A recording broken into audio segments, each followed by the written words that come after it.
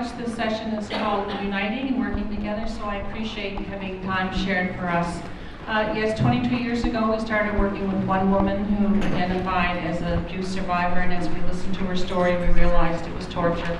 Torture in the home by parents, and we learned since then from 4,000 women that we've talked to from all over the world. It's a global reality that we learned, that torture does indeed happen in the home.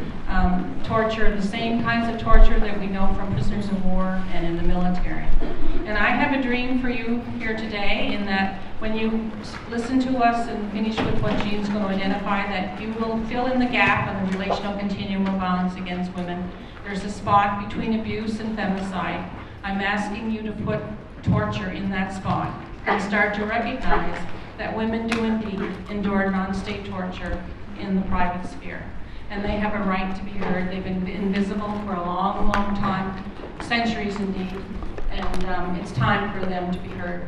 Feminism, one of the fundamental theories of feminism is that we name what is happening. And in naming non-state torture, women tell us over and over and over again that they've been validated as persons, they've been believed, they've been heard, and they've been cared about. And that's what I'm asking you to do. We're in a very tight timeline, so you're getting a 2-minute quick education on the issues of torture, particularly non-state, which Linda explained is perpetrated by the everyday person versus a state, which is police or military, for example. So just to give you a very, very brief framework, we have one overhead with 3 parts. And it's the first framework, really, that we know of globally that has shaped the whole issue of the human right violation of torture by non-state actors globally. And on your right-hand side is the whole issue of what the state has usually classified as state torture.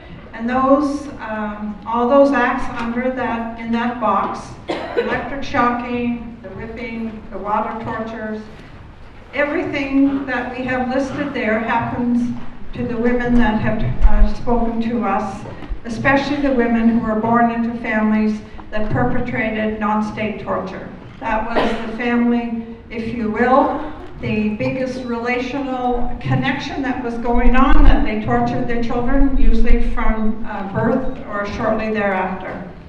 And they got into more than just torture, they got into the commercialism. You'll see that as the second box there around the issue of making crime scene child-adult pornography that involved torture. And we just came through a session and we talked about the fact we have that knowledge now because the police have internet knowledge.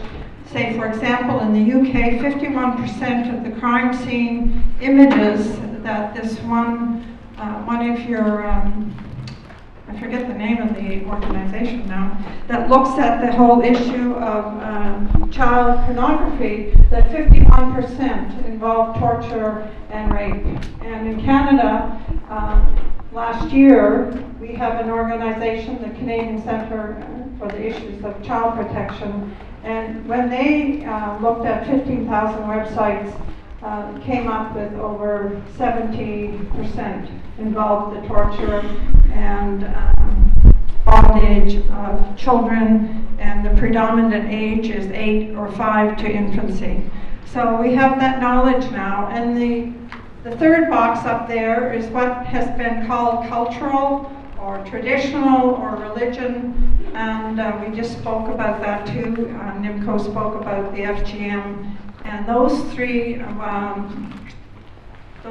acid burning and widow burning, that has come from the UN. The Special Rapporteur and the Committee Against Torture has said those are forms of gender-based torture. So where does this come from?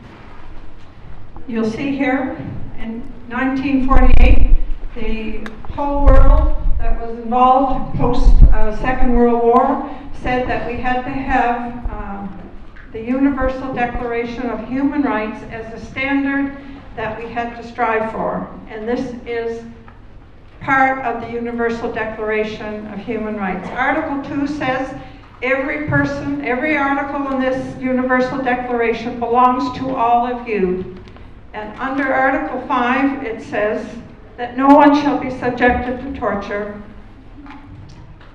And that's the one that's missing. Very few countries around the world have agreed that non-state torture occurs. So their laws do not cover it. So that means we don't have to look at who endured torture in their home. We can look at each other, and until this human right comes into law, that means we're all having our human rights not respected.